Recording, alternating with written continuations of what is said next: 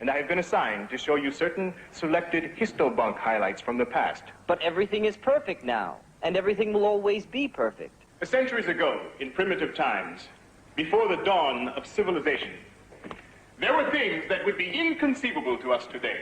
The superstitious primitives continued to rely upon a quite useless class of technicians called doctors.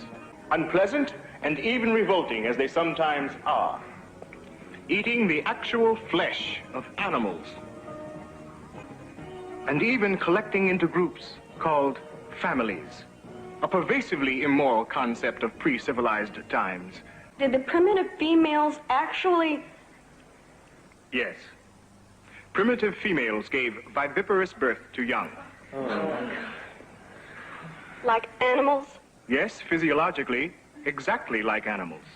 I understand your reactions. Perhaps we should take a brief soma break.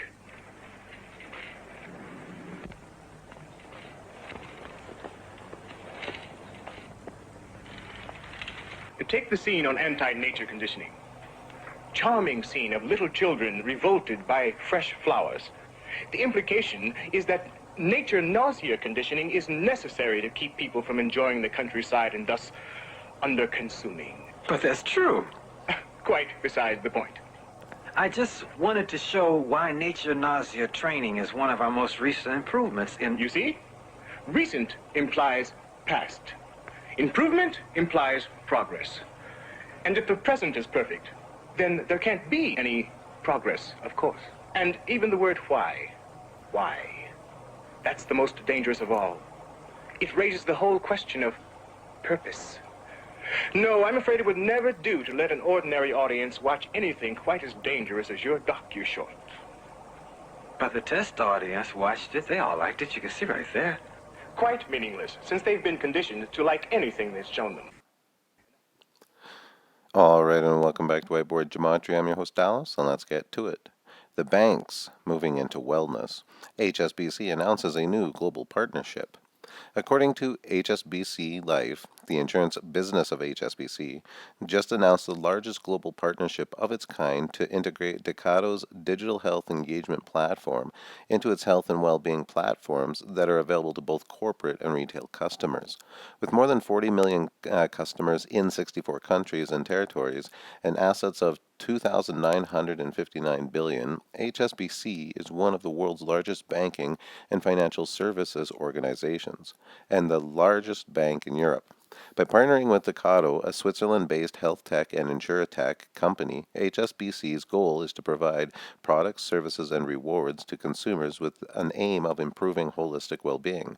Using AI, data analytics, and user gamification methods, HSBC's Life, Well, and Benefits platforms hope to motivate to shift towards and maintain healthier and fiscally fit lifestyles, according to HSBC. HSBC doesn't stop there, as HSBC's insurance unveils innovative DNA partnership as well. HSBC Insurance Hong Kong has announced an innovative new venture which will allow customers to screen their DNA to look for inherent health risks. The insurer will partner with Prenetics, a Southeast Asian-based genetic testing company, on the venture and will embed the screening into 6 insurance policies. The partnership, called One DNA, will provide customers with a comprehensive overview and analysis of their individual genes alongside recommendations designed to improve health. The future is full of opportunity. HSBC, your DNA will be your data. I wonder if they know that they are spreading conspiracy theories in their day-to-day business applications. You never saw Weird Science, how creepy these nerds are? All these cameras on your phone, all of that. The people go on Ancestry.com. Why would you send your saliva into the internet? Why would you do that? Why don't you just go to the Illuminati and help them build your robot replacement? You know, they're already... Blackstone reaches a $4.7 billion deal to buy Ancestry.com. firm will take about 75% ownership stake in the Utah-based company. Interesting, Blackstone buys Ancestry.com. Blackstone, now more valuable than the Goldman Sachs and Morgan Stanley amid the coronavirus chaos. Blackstone, the world's largest private equity firm with nearly $600 billion, now it's $800 billion, in assets under management, just bought Ancestry.com, the world's largest private equity firm. Well, who is Ancestry.com? Well, the Mormon Church's Family Search joins forces with Ancestry.com. The agreement announced Thursday will expand availability of genealogy records online. I have the two, I guess one could say, largest and most important organizations in the family history space working together to bring over 1 billion records online over the next several years is just a fantastic thing. Family Search calls itself the largest genealogy organization in the world, and it is the arm of the Church of the Jesus Christ of Latter-day Saints, the Mormons, the Salt Lake City-based church whose beliefs are centered around extended families joined together through ceremonies in its temples. Ancestry.com of Provo says that it's the world's largest online family history resource with about 2.7 million paying subscribers who have access to online records and connections to other family researchers. Don Anderson, Family Search Senior Vice President of Patron and Partner Services, said his organization sees the agreement as further expanding its historic mission of providing access to family history research material. I think from a family search perspective, what we are trying to do is work with a variety of partners where we can make the records the most accessible to individuals to use them. This relationship with Ancestry is really indicative of work we're trying to do across the board. So, Family Search, the Mormon, the Church of Latter-day Saints genealogy system being merged with Ancestry.com, now bought out by Blackstone, the asset company. Interesting partnership.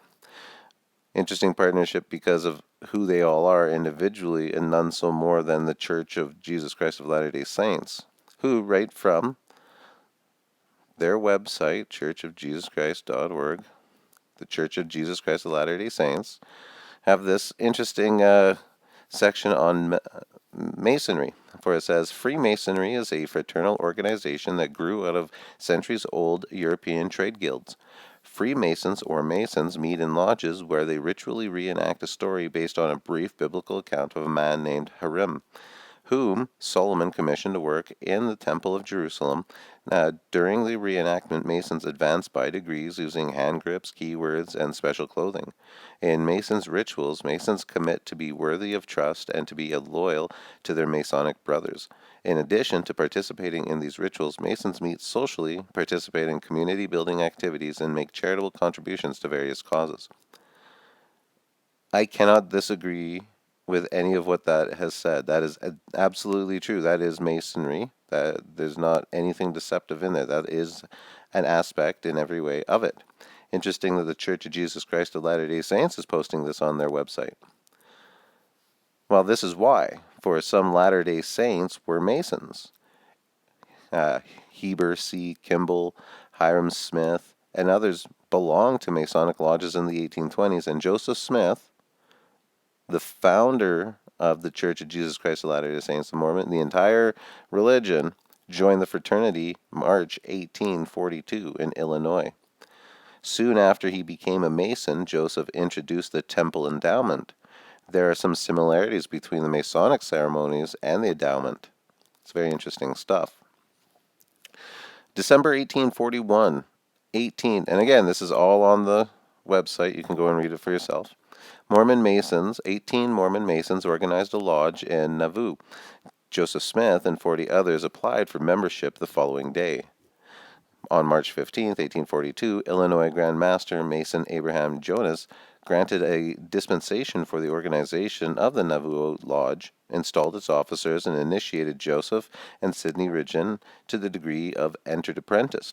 In the upper floor above Joseph Red's brick store, the next day Jones passed Joseph and Sidney as fellow craft and raised them as master masons. Historical sources do not explain Joseph Smith's motives for joining in Freemasonry. In many localities in early America, the most important elected officials were also Masons. So in joining, Joseph may have assumed he would gain a network of allies who could give him access to political influence and protection against persecution.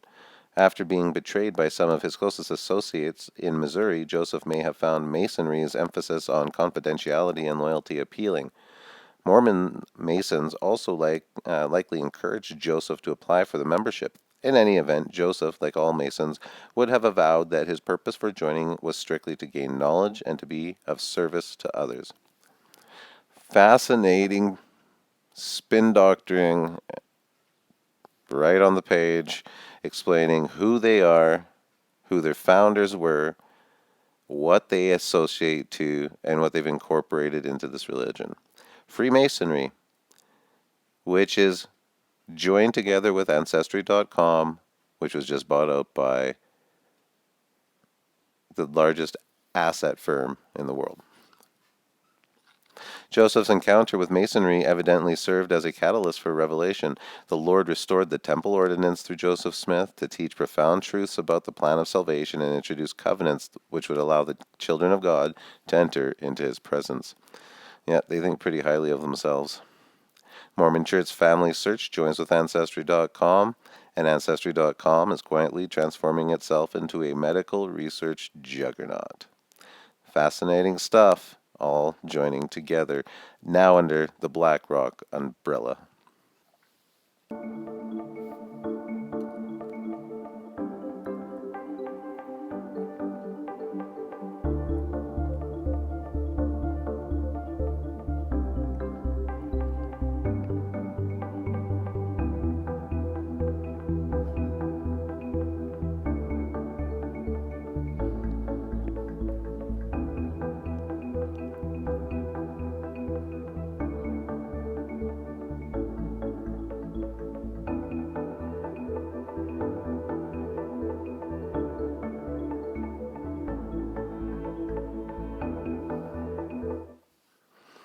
Lab-grown meat can help save our planet if we can get people to eat it, says Canadian Business. In 2019, the 2019 guide has done away with these four groups entirely, removing meat and dairy from its guidelines, and instead Canadians are now advised to fill half their plate with fruits and vegetables, a quarter with starches or grains, and a quarter with protein. Canada's new food guide cuts out dairy and promotes eating less meat. Guardian, the global shift towards a vegan diet is vital to save the world from hunger, fuel, and the worst impacts of climate change. So being a vegan is going to help against world hunger and climate change. Tastes for diets rich in meat and dairy products are unsustainable, says the United Nations. A substantial reduction of impacts would be possible with a substantial worldwide diet change away from animal products because it's unsustainable. Just cut it off, will you? Hey there, autopilots. Got some bad news. Operation Cleanup has, failed. Wouldn't you know, rising toxicity levels have made life unsustainable on Earth. Unsustainable? What? Darn it all, we're gonna have to cancel Operation Recolonize. So, just stay the course. Rather than try and fix this problem, it'll just be easier for everyone to remain in space. Easier? Mr. President. I think... Huh? Time to go. Okay, I'm giving override Directive A-113. Go to full autopilot, take control of everything, and do not return to Earth. Repeat, do not return to Earth. Let's get the heck... A13, take over everything, March 13th. give the order for lockdown. The autopilots are politicians. We're given the order to lock everything down. And there's our 118, that same number. Well, that was the number that of cases of coronavirus that gave the permission to start the lockdown. So very interesting, all based around the unsustainability. And how are we going to fix that according to the World Health Organization? Well, when it comes to diets, for diet recommendations for populations and individuals should include the limit energy intake from total fats and shift fat consumption away from saturated fats to unsaturated fats, and increase consumption of fruits and vegetables and legumes, whole grains, and nuts. These recommendations need to be considered when preparing national policies and dietary guidelines. Seeing Canada jump right on board with it. Improving dietary habits is a societal problem. So, that's interesting. Therefore, it demands a population-based, multi-sectoral, multidisciplinary, and culturally relevant approach. So some heavy-duty propaganda to get us to limit our energy intake totals away from saturated fats. That's dieting on animal products, meats, and dairy. I wonder why. The idea that fat and cholesterol cause heart disease comes from 1952 from the diet heart hypothesis. This hypothesis has been called the greatest scientific deception of this century, perhaps of any century. A hypothesis is not the truth. It's only an idea. It has to be proven. This hypothesis, since it was proposed, no other hypothesis in the world had so much research put into it. Billions have been spent all over the world to prove this hypothesis. Billions. And huge political and commercial machine has been built based on this hypothesis. To prove a hypothesis takes a long time. Science doesn't work fast. And while science was working on this hypothesis, the governments in the Western world have fully committed to it. The media touted a new breakthrough, that this is the truth. And all sorts of commercial companies jumped on the bandwagon. Pharmaceutical industry is making billions on this hypothesis. Food industry is making billions. Medical industry is making billions. Western governments are making billions. This hypothesis today, we can 100% say, has been proven wrong. The diet heart hypothesis is a big mistake. It has been proven wrong for the last 30 years. But because our political and commercial machine has committed to this hypothesis, they work very hard not to allow the population to know the truth, to know the real scientific truth that came out. As you already heard, 95%, maybe more, of studies in the Western world are funded by commercial companies. In English, we have a very good saying. You know, in Russia, we have another, which is very good. But it says that the one who pays the piper orders the tune, right? And what is a scientific study? They design it, they collect data, and then the data is analyzed. If any of you studied statistics, how to analyze data, you would know that there are many methods to analyze the data, depending on what result you want to get out of it. Pharmaceutical industry, food industry, and other industries which benefit from this employ an army of statisticians to do just that for them. So all of these studies, 95, almost 100% studies on this subject, we cannot trust. They're full of lies. However, the honest science has been working on it. There are honest scientists in every country around the world, and they have come up with the truth. So what did the honest science actually say? That dietary cholesterol and animal fats have nothing to do with heart disease. They do not cause heart disease. In fact, there is no connection. But what you have to understand, the brain is a fatty organ. It's got a high fat content, the brain. About 40% of that fat is cholesterol. Your brain is made from cholesterol, 40% of it. The substance called myelin coats every nerve fiber and every nerve cell in your nervous system, in your brain, in your spine, in the peripheral nervous system.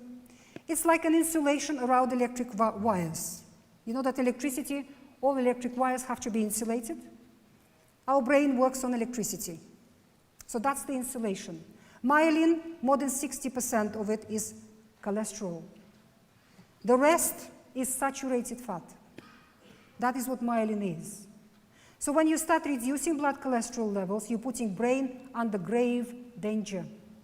Because brain has cell regeneration processes going on all the time. Cells in the brain do die, and they get replaced by newly born cells. These processes are very active.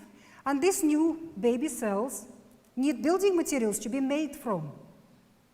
They have to be made from cholesterol, saturated fats, proteins, glyconutrients, and some other things, but a large percent is fat and cholesterol.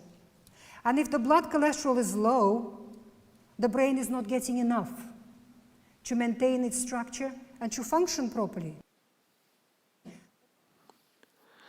The Doomsday Vault. The seeds that could save a post-apocalyptic world. Set in an Arctic mountainside, the Svalbard Seed Bank is interesting as it houses the seeds of governments and industry funded by Bill and Melinda Gates Foundation. Interesting. It's interesting because Bill Gates now owns 242,000 acres of farmland in 19 states. In addition, he owns 25,750 acres of transitional land, over 1,000 acres of recreational land, for a total of 270,000 acres. His largest holdings in Louisiana, followed by Arkansas and Arizona. The controversy over Bill Gates becoming the largest private farmland owner in the U.S. Bill Gates is the biggest private owner of farmland in the U.S. Why? Well, Bill Gates says that rich countries should be eating 100% synthetic beef. People who eat the most fat and the most cholesterol have the lowest incidence of disease, all disease. The higher your cholesterol level in your blood, the healthier you are altogether. That's what science has demonstrated conclusively. People with higher cholesterol live the longest and the healthiest lives. People who are in their 90s, 80s, and people who reach 100 usually have high blood cholesterol. Then why do we have Oregon initiatives, which would ban animal slaughter and breeding? IP13 would classify slaughter as aggravated abuse and redefine AI as castration as sexual assault. Animals to be formally recognized as sentient beings in the UK law. Set of government measures will include halting most live animal exports and a ban on hunting trophy imports. People with low blood cholesterol have aggressive personalities and poor self-control. Carl Pfeiffer, a renowned American doctor who did research in American prisons, has discovered that more than 80% of violent offenders, people who committed murder and other violent crimes, had low blood cholesterol. More than 85%.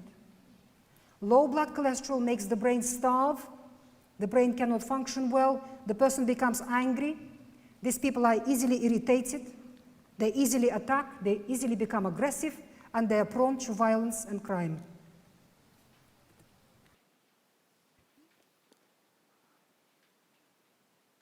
Predictions for the world in 2030 by the World Economic Forum. We will be eating much less meat. Rather, like our grandparents, we will treat meat as a treat rather than a staple, writes Tim Benton, professor of population ecology at the University of Leeds. It won't be big agriculture or little artisan producers that will win, but rather a combination of the two. with convenience food redesigned to be healthier and less harmful to the environment. It is associated with poor immunity because our immune cells are high-fat cells.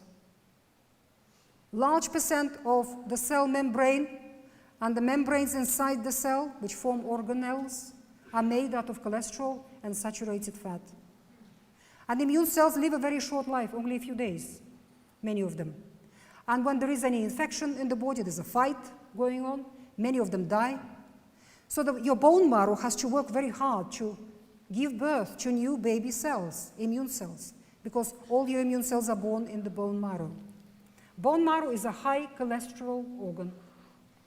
It has a very high composition of cholesterol. And again, most of that cholesterol comes to your bone marrow from the blood. If you have a low level of cholesterol in your blood, your bone marrow is starving. It cannot manufacture immune cells, blood cells, and many other cells. As a result, you become prone to infections. If we want to save the planet, the future of food is in insects. Fried crickets on the school menu, milk made from fly larvae, and mealworm bolognese for dinner. These are the environmentally friendly meals that we can look forward to. Bon appetit. Heads up, the next video I'm about to show does have a very high volume. So if you want to turn down your volume, I'm giving you a few seconds to do it right now. Nothing I can do about it. So here we go.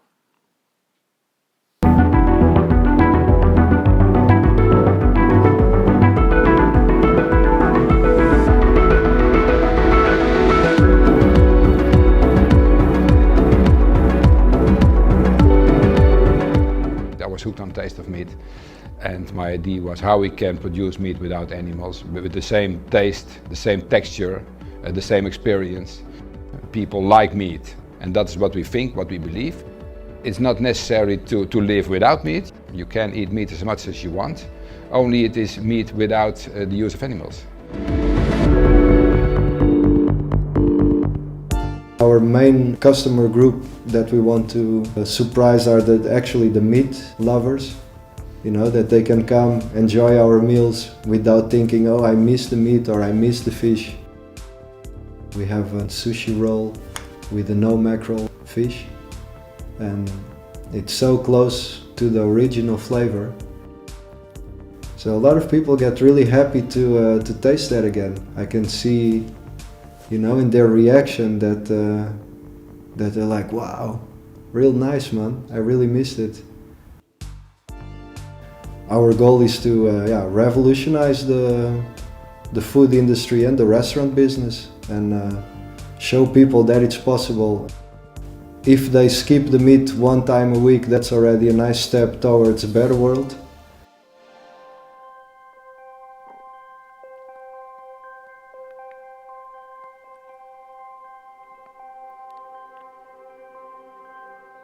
I was dreaming about a machine that can replace animals, to produce meat from what we feed the animals, the beans, the wheat, the peas, that we put into the machine, and we can produce a very tasty plant-based meat.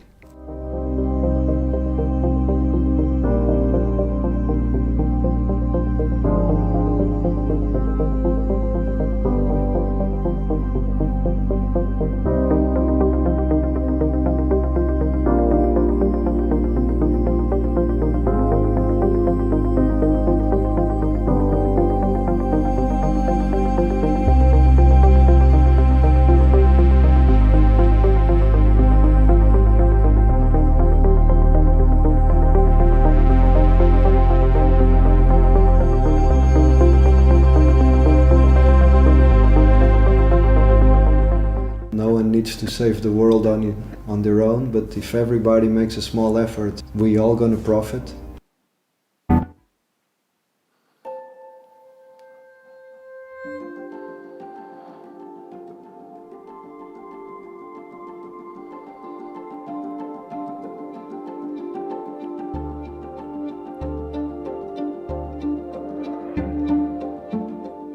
We analyze the different components that make those beautiful cuts, and tried to figure out which are the key components that we need to mimic in order to achieve those beautiful cuts of meat.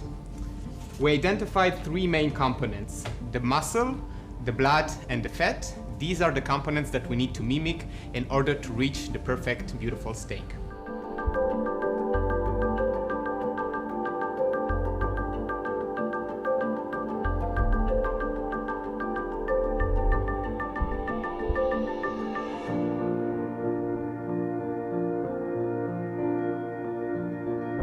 Our technology can create whole muscle cuts just as a cow can produce that in a much more efficient way with a lower cost, and of course it's much better for the environment.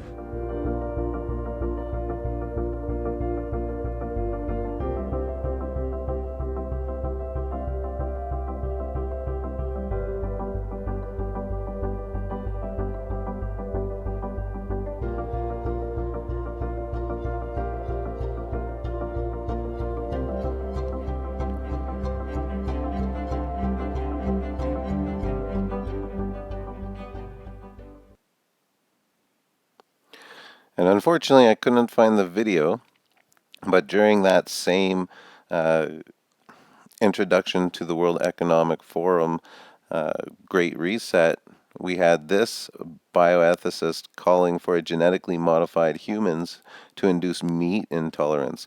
In fact, he was joking around saying that he really loved meat and would miss it greatly, but for the sacrifice of the world, he would gladly do so. Quoting him, he said, "We can use human engineering to make the case that we're intolerant to certain kinds of meat, a certain kind of bovine protein, to fight climate change. We can use human engineering to do this." Well, going viral, so to speak, the story of a one bite from this tick can make you allergic to meat for life. The tick, which is spreading through North and West in the U.S. A coastal getaway, a barbecue. It's the Australian ideal. But imagine if one day you reached for a steak and ended up in emergency. My blood pressure had dropped, my tongue was swollen. With life-threatening anaphylaxis. You must be joking. I mean, who's allergic to red meat? It's called mammalian meat allergy, or MMA.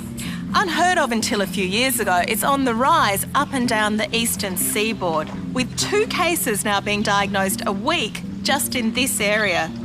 But what's more astonishing is what causes it. We've now discovered it's triggered months, even years earlier by a seemingly unrelated event, a bite from a tick. It's an incredible story of scientific detective work with implications for anyone who visits the coast. Oh, we have the highest prevalence in the world. Or ever has to remove a tick. And they are surprised when we tell them that probably the reason is because they've been removing the ticks incorrectly. The truth is, if you've ever been bitten by a tick, you may already have a mild version of MMA and not even realise it. Isn't it amazing how many things that they tell us that we have already, and they're impacting us so greatly that we might not even realize we have it? Just like the first, world need that they put out there. It was so bad that you had to go get tested to see if you had it, because otherwise there'd be no way for anyone to know. Now there's this, all of a sudden, you just are allergic to meat, and they just don't know. The tick that makes people allergic to red meat is now spotted in Ontario. It's across borders now, Canada and the U.S. It's the alpha-gal syndrome, is a recently identified type of food allergy to red meat and other products made from mammals. In the United States, the condition is most often caused by the Lone Star tick bite. The bite transmits a sugar molecule called alpha-gal into a person's body. This bug's bite might turn you into a vegetarian. Well, if you're a vegetarian, what does that leave you to eat? Oh yeah, that's right, edible vaccines. Scientists studying potential of leafy greens as homegrown mRNA factories, growing vaccinated fruits and vegetables. Can one grow COVID vaccines? Researchers say lettuce, spinach can replace the traditional mRNA shots. That's right, you get your hacked foods, your injectable foods. Why are they doing to this? Why are they doing this? There was that ant that stood up to me. Yeah, but we can forget about him. Yeah, it was just one ant. One ant. Yeah, you're right. It's just one ant. Yeah, boss, they're puny. Puny? Say, let's pretend this grain is a puny little ant. Did that hurt? Nope. Well, how about this one? Are you kidding? Well, how about this?